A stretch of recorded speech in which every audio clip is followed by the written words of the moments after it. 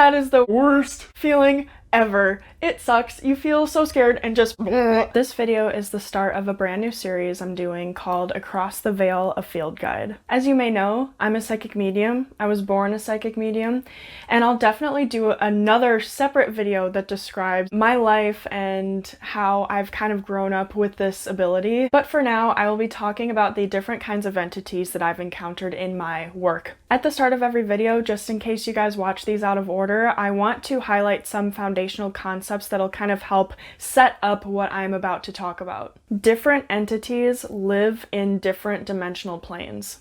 There are 15 dimensions, and all entities within the dimensions that are below 13 have room to be morally gray and might require some type of energetic consumption to survive. Except human souls, but they do tend to kind of like feel better on the inside if they do take away from the energy of the living here and there every now and then. Seeing and experiencing anything across the veil very much depends on your openness and the current mindsets that you hold. What I'll be describing is based off of my own experiences and the stories I've heard from others both inside and outside spiritual circles. Today I will be talking about human ghosts and glitches. So it can get a little complicated, but after somebody passes away, depending on what they experienced, how they passed away, the fact of whether or not their energy and their being was at peace or not at the time of their death will determine whether or not they are able to ascend immediately after they pass, or if they will unfortunately be stuck on Earth. What that means is that they are anchored to this plane, but we can't see them, and so it can get really scary for them. If they are suffering and in pain and they're confused, depending on what I call the level of corruption, a person might not even know who they are, where they are, the fact that they're even dead. They get all like sad and scared that people can't see them and hear them even though they're trying to communicate. And so that's where people like me step in to try and ground them and help them realize what's going on and how we can get them to let go and ascend to peace. But like I said, depending on the level of corruption, you have to go through these different kind of steps with them. You have to take them through this process so that they can not be in pain anymore, because when they're trapped on Earth, they are stuck in a sort of cycle of sadness, of pain, of self-hatred, whatever major themes were present with them when they passed away. And so depending on the level of corruption, depending on just the overall nature of the person, the living can experience, poltergeist, like things. The most common, I would say, are random, unexplainable noises. Sometimes cold spots, but they're not really spots. You might walk into a room and the entire room is just a couple degrees cooler than the rest of the building or the house. Electronics are huge too, like if your battery gets drained all of a sudden even though it was literally at 100% 2 seconds ago. Or I've also actually seen other YouTubers talk about their camera totally dying on them even though they literally just replaced the battery and they just charged the battery. Things like this are how human ghosts interact with the world. And it really depends on the level of their power, because obviously everything in movies is highly dramatized, but I mean, technically some, not all, but some of the things in movies can actually happen depending on, like I said, the level of corruption, the state of the person, and their power. Most of the time though, rest assured, they can't freaking throw your furniture at you. There's not maybe other types of entities, maybe in extreme, horrible, severe cases, but not human ghosts. And honestly, the very core of it is that they're trying to communicate. And it's really hard not to get scared in moments like that. I am still working on not getting scared. Oh my gosh, the other day, my toilet paper roll started unrolling on its own, and it wasn't regular either. It was very irregular spins, so it's not like it was just gravity, like frickin' skeptics like to say all the time about the toilet paper roll thing. And a couple days later, I was actually making dinner and my meat thermometer, I don't like eating meat, I was making fish, started rolling back and forth very irregularly too. Usually, I mean, because I had it on its side and it's rounded, so like sometimes it'll just kind of like roll to the side on its own. But this time, like seriously, it was like back and forth, back and forth, back and forth. And it wasn't fast either. It was just kind of like very like irregular. It would stop for a while and then go again, but then it would go right away again. I had to kind of sit there and breathe, and I was just staring at it for a while. Because I mean, if you're a medium too, maybe you can relate. I immediately kind of go into banishment incantation mode whenever I experience things because, and this is kind of a tangent, so forgive me, I'm just like unprepared a lot of times when I experience things like that in my own space. I'm not going out to help somebody and then I'm like in the mindset, you know what I mean? It's like it just happens. Living normal, daily living person 3D life. I have to train myself more to center myself and realize that it's not a demon trying to hurt me. It might be a person that needs help. So I gotta get better about that. But that just goes to show it can be really scary, even when you experience something small like that. I've also had books that were like nowhere near the edge of a shelf totally fall on the ground too. So it's a bunch of little things. And it's so interesting because I think here's where especially skeptics kind of get all hung up about stuff, is the things that happen are so little sometimes that it kind of makes you question and almost gaslight yourself when you experience them. The book could have been closer to the edge of the shelf than I remember, or the meat thermometer, it was just the wind. Maybe I like hit it on accident or something.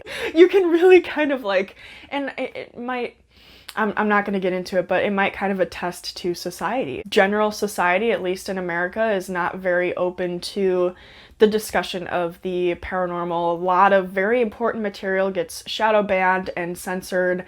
And yeah, so it's important that we talk about these things and we come together and we share our experiences. And so that we can know how to handle these types of things in a kind, life-affirming, highest and best kind of way. Okay, so now we're moving on to glitches.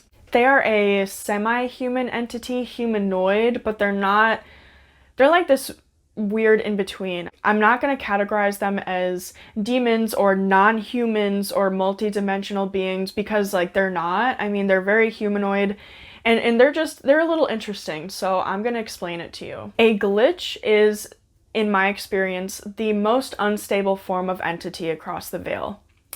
It's like when you turn on a TV and there's static, that's what their energy's like. It's very fragmented. They're just not really all there either. I don't know if you've seen that meme online where it's brain empty, mind go brr.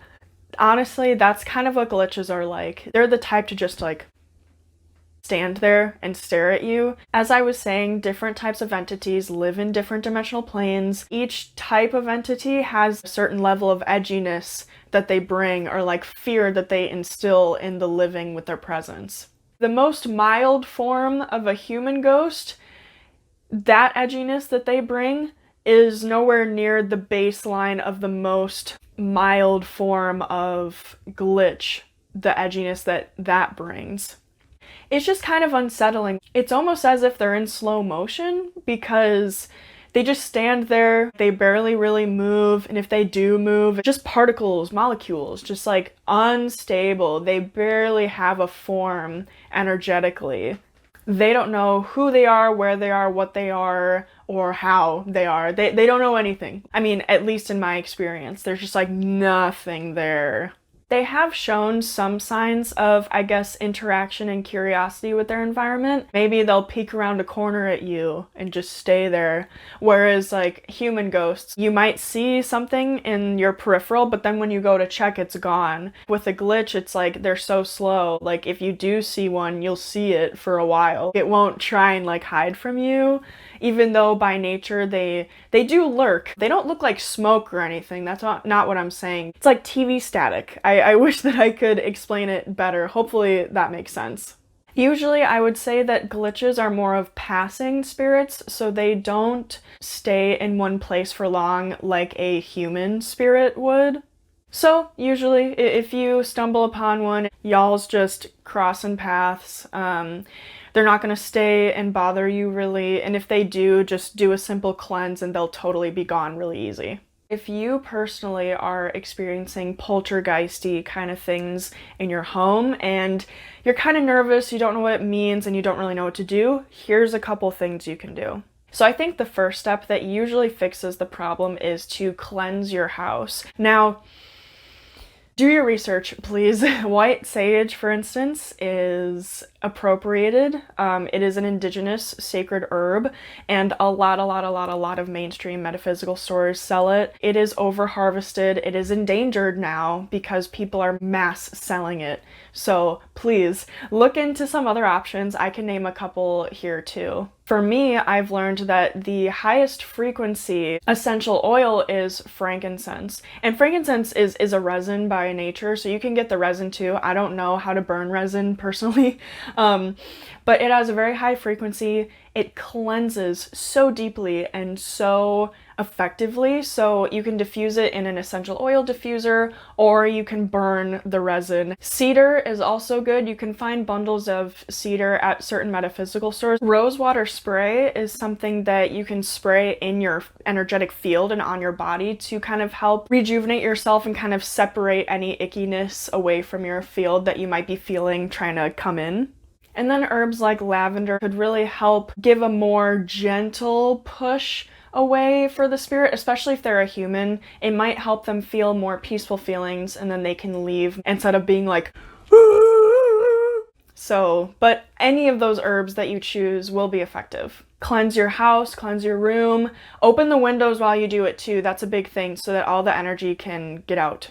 And I highly suggest having a regular cleansing routine. It just helps your space feel and maintain its freshness and niceness because it's your home. You want to feel comfortable and safe at home.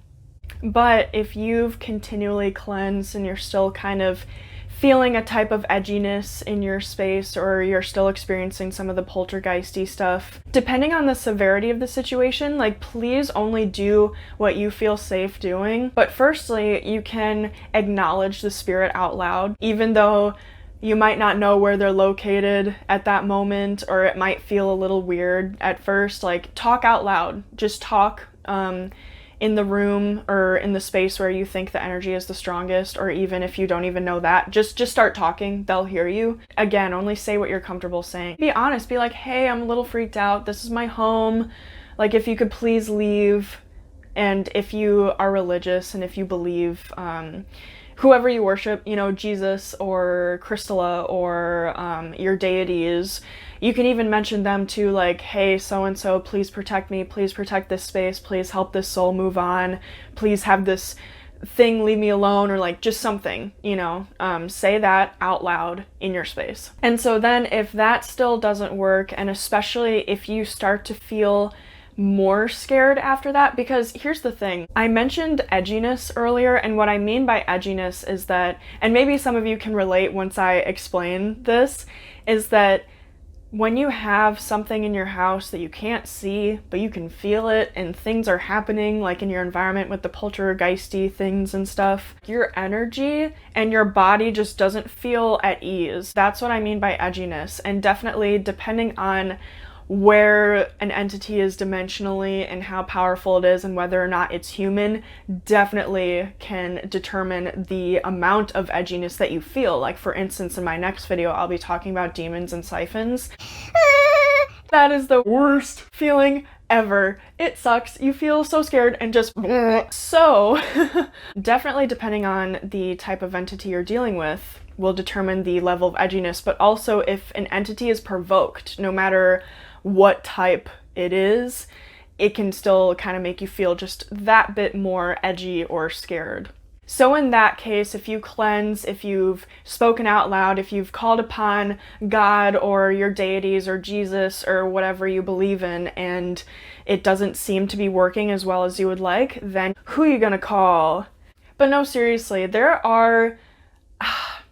really hard to find, I think. But honestly, I started with Facebook, connecting with fellow mediums and connecting with spiritual communities and circles. Try a couple different keywords in Facebook, but you know, type your city medium or your city paranormal investigation group. They are there. Like, you will find them. You just have to look for them. They're there to help you. Send them a message, be like, hey, I'm dealing with this thing, like, can you help me? And basically what they'll do is they'll come to your house. It can actually be done in person or virtually, but if you can, I would recommend doing it in person. They will come to your home or wherever you're experiencing the edginess and the energy, and they'll either perform an ascension, which if it's a paranormal investigation group that's coming to help you, sometimes, or like most of the time, they do have a psychic medium in their team.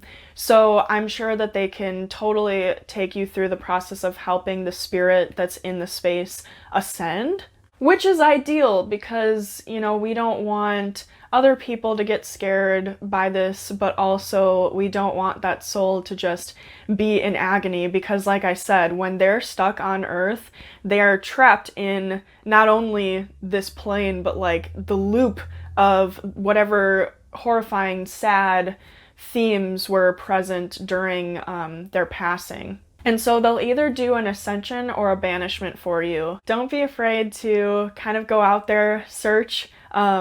Like I said, Facebook is a really popular place for these psychic mediums and paranormal groups to have pages, and you can totally message them and tell them what you're going through and they can work something out for you. So that is it for today's video, guys.